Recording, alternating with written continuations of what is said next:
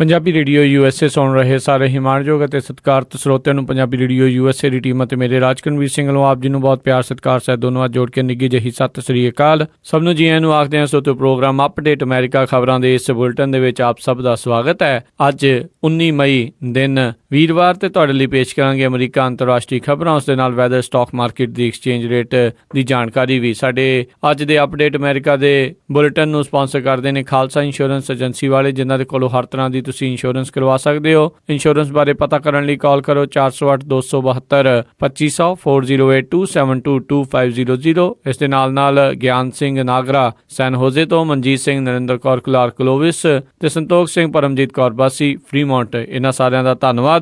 ਜੇਕਰ ਤੁਸੀਂ ਜਾਂ ਕੋਈ ਹੋਰ ਕਾਰੋਬਾਰ, ਕੋਈ ਬਿਜ਼ਨਸ ਇਸ ਪ੍ਰੋਗਰਾਮ ਨੂੰ ਸਪਾਂਸਰ ਕਰਨਾ ਚਾਹੁੰਦੇ ਹੋ, ਸੰਪਰਕ ਕਰ ਸਕਦੇ ਹੋ ਨੰਬਰ 408-722-7698 4087227698 ਦੇ ਉੱਤੇ।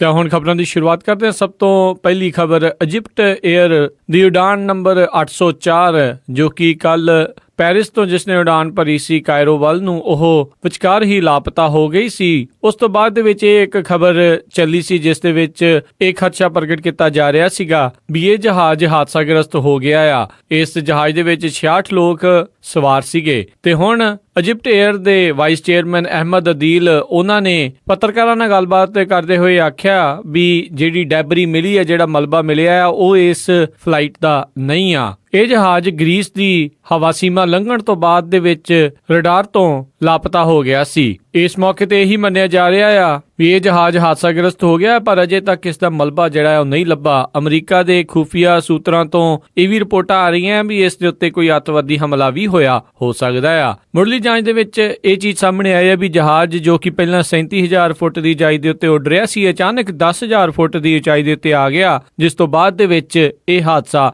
ਘਟਿਆ ਆ। ਸੋ ਹੁਣ ਇਸ ਦੇ ਉੱਤੇ ਹੋਰ ਵਧੇਰੀ ਜਾਂਚ ਚੱਲ ਰਹੀ ਆ, ਪਰ ਮਲਬਾ ਮਿਲਣ ਤੋਂ ਬਾਅਦ ਦੇ ਵਿੱਚ ਹੀ ਕੁਝ ਹੋਰ ਅੱਗੇ ਵਧਿਆ ਜਾ ਸਕੇਗਾ। ਇਸੇ ਚੀਜ਼ ਦੇ ਉੱਤੇ ਡੋਨਲਡ ਟਰੰਪ ਨੇ ਆਪਣੇ ਟਵਿੱਟਰ ਦੇ ਉੱਤੋਂ ਇਹ ਚੀਜ਼ ਆਖ ਦਿੱਤੀ ਵੀ ਇਹ ਵੀ ਇੱਕ ਅੱਤਵਾਦੀ ਹਮਲਾ ਸੀ ਤੇ ਆਪਾਂ ਕਦੋਂ ਤੱਕ ਅੱਤਵਾਦੀ ਹਮਲੇ ਸਹਿੰਦੇ ਰਵਾਂਗੇ। ਉਹਨਾਂ ਨੇ ਦਾਅਵਾ ਕੀਤਾ ਵੀ 2017 ਦੇ ਵਿੱਚ ਜਦ ਉਹ ਰਾਸ਼ਟਰਪਤੀ ਅਮਰੀਕਾ ਦੇ ਬਣ ਜਾਣਗੇ ਤਾਂ ਇਦਾਂ ਦੇ ਅੱਤਵਾਦੀ ਹਮਲਿਆਂ ਦੇ ਉੱਤੇ ਪੂਰਨ ਤੌਰ ਦੇ ਉੱਤੇ ਰੋਕ ਲਾਉਣ ਦੇ ਵਿੱਚ ਉਹ ਕਾਮਯਾਬ ਰਹਿਣਗੇ। ਉਧਰ ਬਰਨੀ ਸੈਂਡਰਸ ਤੇ ਹਿਲਰੀ ਕਲਿੰਟਨ ਨੇ ਪੀੜਤ ਪਰਿਵਾਰਾਂ ਦੇ ਦੁੱਖ ਵਿੱਚ ਭਾਈਵਾਲ ਹੋਏ ਅਤੇ ਇਹ ਜਹਾਜ਼ ਅੱਤਵਾਦੀ ਹਮਲੇ ਦੇ ਨਾਲ ਡਿੱਗਾ ਹੈ ਕਿ ਨਹੀਂ, ਇਸ ਬਾਰੇ ਕਿਸੇ ਵੀ ਤਰੀਕੇ ਦੇ ਬਿਆਨ ਦੇਣ ਤੋਂ ਪਰਹੇਜ਼ ਕੀਤਾ। ਹਿਲਰੀ ਕਲਿੰਟਨ ਵੱਲੋਂ ਰਿਪਬਲਿਕਨ ਪਾਰਟੀ ਦੇ ਦਾਅਵੇਦਾਰ ਡੋਨਲਡ ਟਰੰਪ ਨੂੰ ਅਮਰੀਕਾ ਦੇ ਰਾਸ਼ਟਰਪਤੀ ਬਣਨ ਦੇ ਲਈ ਅਨਕੁਆਲੀਫਾਈਡ ਆਖਿਆ ਗਿਆ। ਇੱਕ ਇੰਟਰਵਿਊ ਦੇ ਵਿੱਚ ਉਹਨਾਂ ਨੇ ਗੱਲਬਾਤ ਦੇ ਵਿੱਚ ਦੱਸਿਆ ਵੀ ਜਿਸ ਤਰੀਕੇ ਦੀਆਂ ਪੋਜੀਸ਼ਨਸ ਡੋਨਲਡ ਟਰੰਪ ਨੇ ਰੱਖੀਆਂ ਆ, ਚਾਹੇ ਨਾਟੋ ਦੇ ਵਿੱਚੋਂ ਬਾਹਰ ਆਉਣ ਦੇ ਲਈ ਹੋਵੇ, ਚਾਹੇ ਸਾਰੇ ਮੁਲਕਾਂ ਨੂੰ ਨਿਊਕਲੀਅਰ ਹਥਿਆਰ ਬਣਾਉਣ ਦੀ ਆਗਿਆ ਦੇ ਉੱਤੇ ਹੋਵੇ, ਤੇ ਨਾਲ ਹੀ ਨਾਰਥ ਕੋਰੀਆ ਦੇ ਲੀਡਰ ਨੂੰ ਚੰਗਾ ਆਖਣਾ, ਇਹ ਸਾਰੀਆਂ ਚੀਜ਼ਾਂ ਡੋਨਲਡ ਟਰੰਪ ਨੂੰ ਇੱਕ ਖਤਰਨਾਕ ਬੰਦਾ ਬਣਾਉਂਦੀਆਂ ਨੇ ਤੇ ਉਹ ਇਹੋ ਜਿਹੇ ਸਟੈਂਡਸ ਦੇ ਕਰਕੇ ਅਮਰੀਕਾ ਦਾ ਰਾਸ਼ਟਰਪਤੀ ਬਣਨ ਦੇ ਕਾਬਿਲ ਨਹੀਂ ਆ। ਉਹਨਾਂ ਨੇ ਆਖਿਆ ਜਦ ਤੁਸੀਂ ਅਮਰੀਕਾ ਦੇ ਰਾਸ਼ਟਰਪਤੀ ਦੇ ਲਈ ਚੋਣਾਂ ਦੇ ਵਿੱਚ ਖੜਦੇ ਹੋ ਤਾਂ ਸਾਰੀ ਦੁਨੀਆ ਤੁਹਾਨੂੰ ਦੇਖਦੀ ਹੈ ਤੇ ਸੁਣਦੀ ਆ। ਜਿਸ ਤਰੀਕੇ ਦੀ ਬਿਆਨਬਾਜ਼ੀ ਉਹਨਾਂ ਨੇ ਮੁਸਲਮਾਨਾਂ ਖਿਲਾਫ ਕੀਤੀ ਆ, ਹੁਣੇ ਲੰਡਨ ਦੇ ਨਵੇਂ ਮੇਅਰ ਜੋ ਕਿ ਮੁਸਲਮਾਨ ਬਣੇ ਨੇ ਉਹਨਾਂ ਦੇ ਖਿਲਾਫ ਉਹਨਾਂ ਨੇ ਬਿਆਨਬਾਜ਼ੀ ਕੀਤੀ ਆ, ਉਹ ਸਾਰਾ ਕੁਝ ਅਮਰੀਕਾ ਦੇ ਭਲੇ ਵਾਸਤੇ ਨਹੀਂ ਆ। ਉਧਰ ਜਦ ਇਹਨਾਂ ਨੂੰ ਬਰਨੀ ਸੈਂਡਰਸ ਦੇ ਬਾਰੇ ਪੁੱਛਿਆ ਗਿਆ ਵੀ ਉਹ ਜਿਸ ਤਰੀਕੇ ਦੇ ਨਾਲ ਅਖੀਰਲੇ ਪ੍ਰਾਇਮਰੀਜ਼ ਤੱਕ ਲੜ ਰਹੇ ਨੇ, ਤਾਂ ਉੱਥੇ ਜਵਾਬ ਦੇ ਵਿੱਚ ਆਖਿਆ ਵੀ ਮੈਂ ਹੀ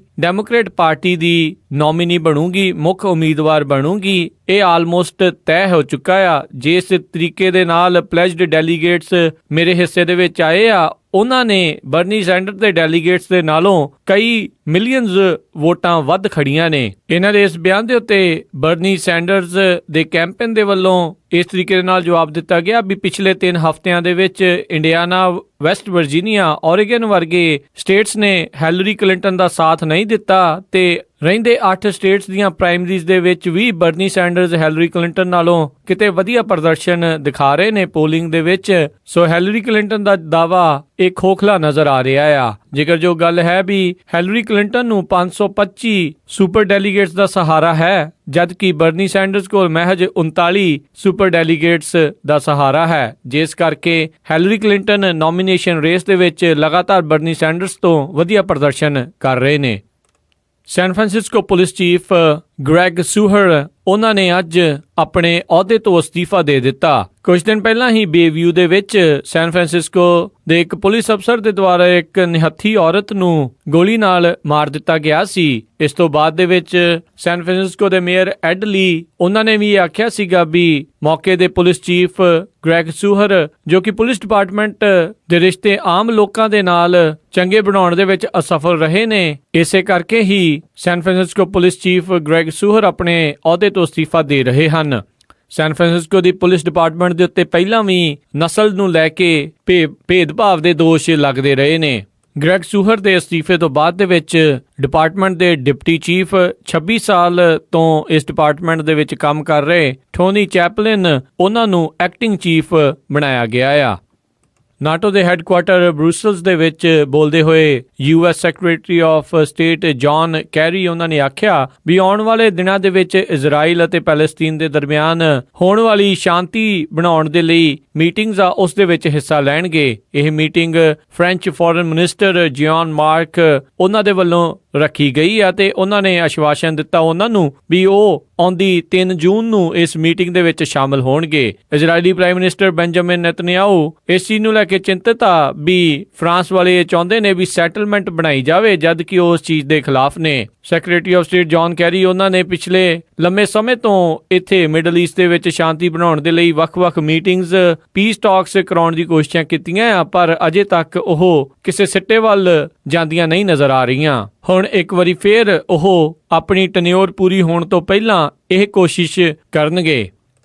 ਫਰਵਰੀ ਮਹੀਨੇ ਦੇ ਵਿੱਚ ਸ਼ਿਕਾਗੋ ਦੇ ਵਿੱਚ ਇੱਕ ਪਰਿਵਾਰ ਦੇ 6 ਜੀਆਂ ਦੇ ਕਤਲ ਦੇ ਮਾਮਲੇ ਦੇ ਵਿੱਚ ਪੁਲਿਸ ਦੁਆਰਾ 2 ਜਾਣੇ 22 ਸਾਲਾ ਡੀਏਗੋ ਯੂਰਬੀ ਅਤੇ ਉਸ ਦੀ ਗਰਲਫ੍ਰੈਂਡ 19 ਸਾਲਾ ਜੈਫਤ ਰੈਮਸ ਉਹਨਾਂ ਨੂੰ ਗ੍ਰਿਫਤਾਰ ਕੀਤਾ ਗਿਆ ਆ। ਪੁਲਿਸ ਨੇ DNA ਦੇ ਸਬੂਤਾਂ ਦੇ ਆਧਾਰ ਦੇ ਉੱਤੇ ਡੀਏਗੋ ਯੂਰਬੀ ਉਸ ਨੂੰ ਗ੍ਰਿਫਤਾਰ ਕੀਤਾ। ਇਹਨਾਂ ਦੋਨਾਂ ਦੇ ਉੱਤੇ ਫਸਟ ਡਿਗਰੀ ਮਰਡਰ ਦੇ 6 ਕਾਊਂਟ ਲਾਏ ਗਏ ਨੇ।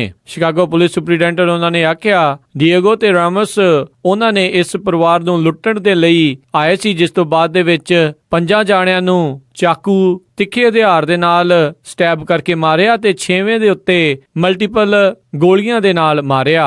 ਇਹ ਜਿਹੜਾ ਪੀੜਿਤ ਪਰਿਵਾਰ ਸੀ ਉਹ ਵੀ ਹਿਸਪੈਨਿਕ ਸੀਗੇ ਤੇ ਮਾਰਨ ਵਾਲੇ ਵੀ ਹਿਸਪੈਨਿਕ ਸੀ। ਇਸੇ ਕਰਕੇ ਮੈਕਸੀਕੋ ਦੀ ਗਵਰਨਮੈਂਟ ਦੇ ਵੱਲੋਂ ਇਸ ਕੇਸ ਦੇ ਉੱਤੇ ਵਿਸ਼ੇਸ਼ ਧਿਆਨ ਦਿੱਤਾ ਗਿਆ।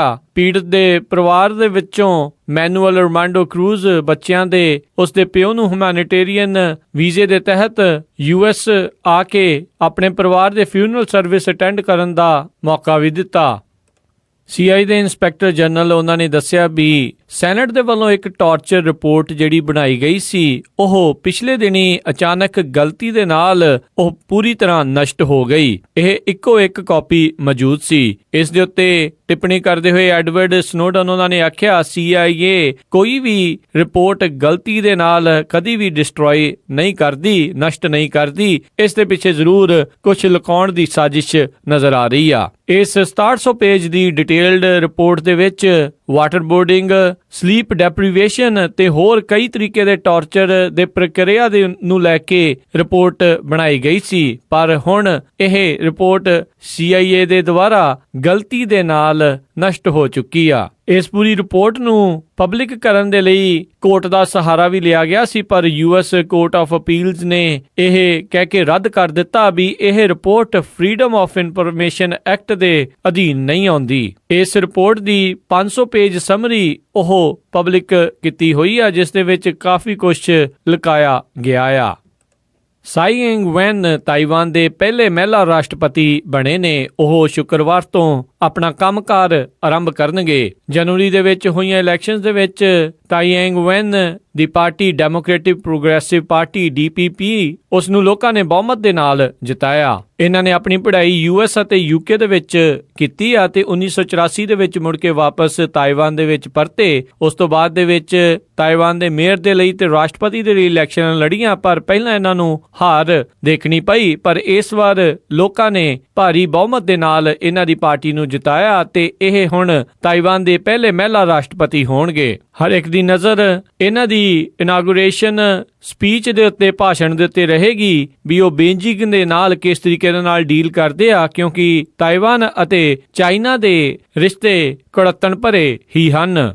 ਤੇ ਸੁਣ ਰਹੇ ਸੀ ਆਪਾਂ ਅੱਜ ਦੀਆਂ ਕੁਝ ਅਹਿਮ ਖਬਰਾਂ। ਹੁਣ ਤੁਹਾਨੂੰ weather, stock market, exchange rate, ਸੋਨੇ ਚਾਂਦੀ ਦੀ ਰੇਟ ਦੀ ਜਾਣਕਾਰੀ ਦਿੰਦੇ ਹਾਂ। ਸ਼ੁਰੂਆਤ ਕਰਦੇ ਹਾਂ ਵੈਦਰ ਰਿਪੋਰਟ ਤੋਂ, ਜਿੱਥੇ ਕਿ ਸ਼ੁੱਕਰਵਾਰ ਨੂੰ ਸੈਨ ਹੋਜ਼ੇ ਦੇ ਵਿੱਚ 66 ਡਿਗਰੀ ਹਾਈ 52 ਡਿਗਰੀ ਲੋ, ਸੈਨ ਫਰਾਂਸਿਸਕੋ ਦੇ ਵਿੱਚ 60 ਡਿਗਰੀ ਹਾਈ 52 ਡਿਗਰੀ ਲੋ, ਸੈਕਰਾਮੈਂਟੋ ਦੇ ਵਿੱਚ 71 ਡਿਗਰੀ ਹਾਈ 51 ਡਿਗਰੀ ਲੋ, ਯੂਬਾ ਸਿਟੀ ਵਿੱਚ 71 ਡਿਗਰੀ ਹਾਈ 51 ਡਿਗਰੀ ਲੋ, ਸਟਾਕਟਨ ਵਿੱਚ 70 ਡਿਗਰੀ ਹਾਈ 51 ਡਿਗਰੀ ਲੋ, ਟ੍ਰੇਸੀ ਵਿੱਚ 67 ਡਿਗਰੀ ਹਾਈ 51 ਡਿਗਰੀ ਲੋ, ਮੋਡੈਸਟੋ ਵਿੱਚ 72 ਡਿਗਰੀ ਹਾਈ 50 ਡਿਗਰੀ ਲੋ, ਫ੍ਰੈਜ਼ਨੋ ਵਿੱਚ 73 ਡਿਗਰੀ ਹਾਈ 49 ਡਿਗਰੀ ਲੋ, Bakersfield ਵਿੱਚ 76 ਡਿਗਰੀ ਹਾਈ 52 ਡਿਗਰੀ ਲੋ, Las Angeles ਦੇ ਵਿੱਚ 66 ਡਿਗਰੀ ਹਾਈ 55 ਡਿਗਰੀ ਲੋ, turkey ਦੇ ਵਿੱਚ 39 ਡਿਗਰੀ ਹਾਈ 27 ਡਿਗਰੀ ਲੋ, 40% chance ਨੇ ਮੀਂਹ ਪਵੇਗਾ। ਸਾਊਥ ਲੇਕ ਟਾਹੋ ਦੇ ਵਿੱਚ 41 ਡਿਗਰੀ ਹਾਈ 27 ਡਿਗਰੀ ਲੋ, 60% ਚਾਂਸ ਆ ਮੀਂਹ ਪਵੇਗਾ। ਪੋਰਟਲੈਂਡ ਆਰਗਨ ਦੇ ਵਿੱਚ 69 ਡਿਗਰੀ ਹਾਈ 48 ਡਿਗਰੀ ਲੋ, ਸਿਆਟਲ ਵਾਸ਼ਿੰਗਟਨ ਦੇ ਵਿੱਚ